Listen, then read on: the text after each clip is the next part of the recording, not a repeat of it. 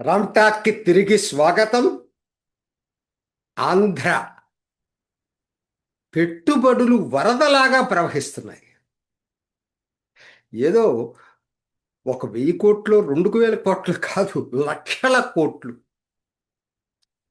ఇప్పటికీ ఆరు ఈ రకంగా ఐదో ఆరో లక్ష కోట్ల యూనిట్లు ఏర్పడ్డాయి. నిన్నటికి నిన్న డిఆర్డిఓ 15వ తేదీ భూమి పూజ జరగబోతుందట. కేంద్ర ప్రభుత్వ సంస్థ, ప్రతిష్టాత్మక సంస్థ DRDO advanced medium combat aircraft తయారు చేయబోతుంది. అక్కడ 1,00,000 కోట్ల పెట్టుబడి. ఇంతకుముందే ఆల్రెడీ వచ్చినాయి ఏంటి? Aircel Mittal Nippo steel plant 1,00,000 కోట్లకు పైగా. అట్లానే అంతకు ప్రధానమంత్రి శంకుస్థాపన చేసిన ఎన్టీపీసీ పూడి మడక హైడ్రోజన్ ప్లాంట్, అది 1,00,000 కోట్లకు పైగా. ఇటీవలే భూమి పూజ చేసిన గూగుల్ ఏఐ డేటా సెంటర్ 1,00,000 కోట్లకు పైగా. నిన్ననే ఆమోదం పొందిన రిలయన్స్ డేటా సెంటర్ 1,00,000 కోట్లకు పైగా. అసలు నేనెక్కడ వినలేదండి ఇంతవరకు కూడా. ఏదో పెట్టుబడులు అంటే ఒక్కొక్కటి 1,00,000 కోట్లై 5 ఇంత షార్టెస్ట్ స్పాన్ ఆఫ్ టైంలో రావటం అనేది చాలా, అసలు ఏ రాష్ట్రంలో జరుగుండదు. అత్యంత పెట్టుబడులు ఉన్న మహారాష్ట్ర, గుజరాత్, తమిళనాడు, కర్ణాటకల్లో కూడా లేవు, ఎప్పుడు జరగలేదు. సాఫ్ట్వేర్ ఉన్నటువంటి బెంగళూరు, హైదరాబాద్, పూణేలో కూడా లేదు. ఇది నిజంగా I must give credit to Chandrababu Naidu.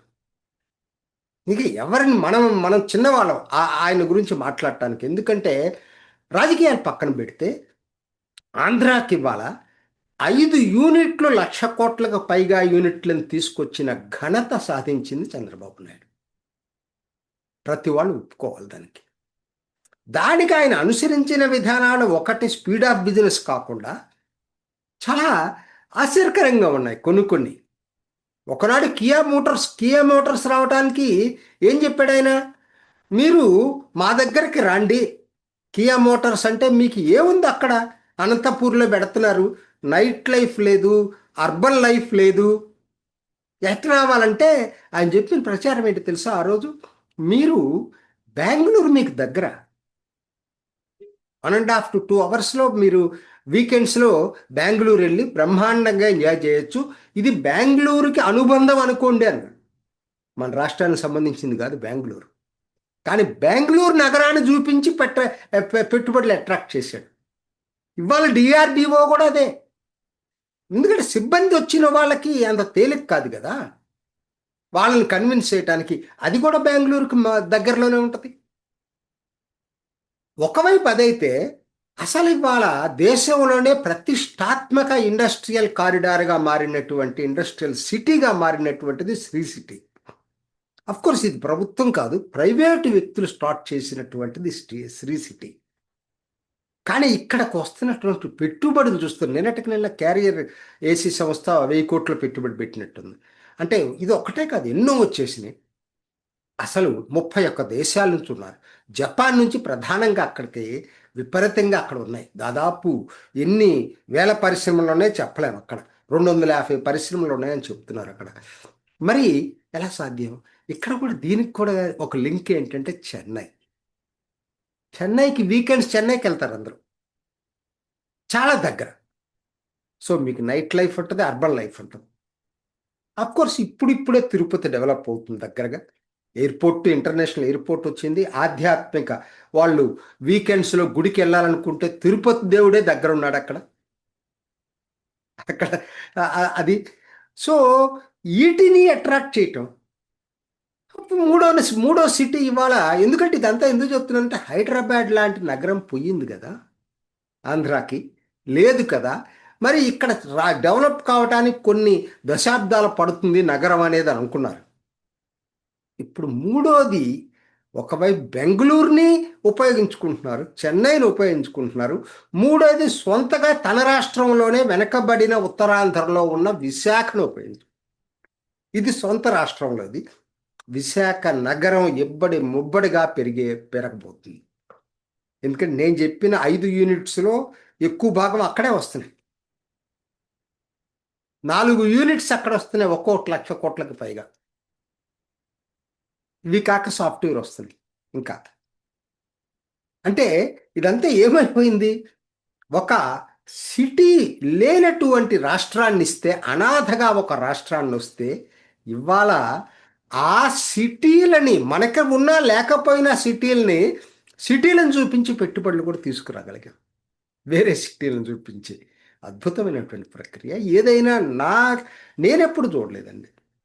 5 ఒక్కొక్కటి 1,00,000 యూనిట్లు ఇంత షార్ట్ స్పాన్, ఆల్మోస్ట్ 1.5 to 2 ఇయర్స్లో ఇన్ని రావటం అనేది, ఇది రియల్లీ ఏ రికార్డ్. మనం ఎవరైనా రాజకీయాలకు అతీతంగా అభినందించాల్సిందే. నిన్న bullet train announcements, 3 bullet train roots Andhra నుంచి వెళ్తున్నాయి. 3 హైదరాబాద్, చెన్నై, తర్వాత బెంగళూరు చెన్నై, మూడోది ఇంకోటి హైదరాబాద్ టు బెంగళూరు.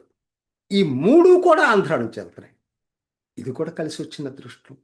అందరూ ఏమన్నారు? అమరావతిలోనే డబ్బులన్నీ చంద్రబాబు నాయుడు అమరావతిలో కొమ్మరిస్తున్నారు అన్నారు. వాస్తవం కాదది. ప్రభుత్వ ప్రైవేటే డబ్బులు పెడుతుంది కాదు, పెట్టుబడులు రాష్ట్ర వ్యాప్తంగా వస్తున్నాయి.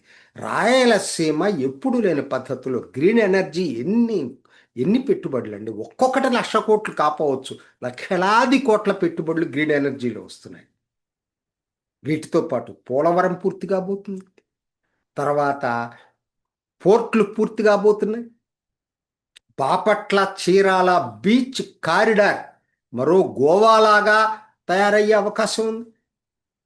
అంటే ఆంధ్రాకి నిజంగా కలిసి వచ్చిన అదృష్టం అనండి. నిజంగా జరగబోయే గత దశాబ్ది తర్వాత ఆంధ్ర రూపురేఖలే మారబోతున్నాయి.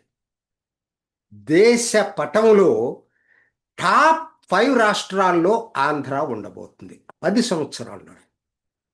ఎవ్వరూ అందుకోలేని ఇంత ఫాస్టెస్ట్ డెవలప్మెంట్ అనేది ఆంధ్ర. ఎందుకంటే బేసికల్లీ ఆంధ్ర ఎంటర్ప్రెన్యూర్ క్వాలిటీస్ ఉన్నటువంటి ప్రజలు. ఇప్పుడు కలిసి వచ్చింది రాజకీయంగా కూడా. అన్నీ కలగలిపి ఈరోజు ఆంధ్ర అసలు అంగలేస్తూ ముందుకెళ్తా ఉంది. అభినందిద్దాం రాజకీయ నాయకత్వాన్ని, ఆనందిద్దాం ఆంధ్ర పురోగతిని.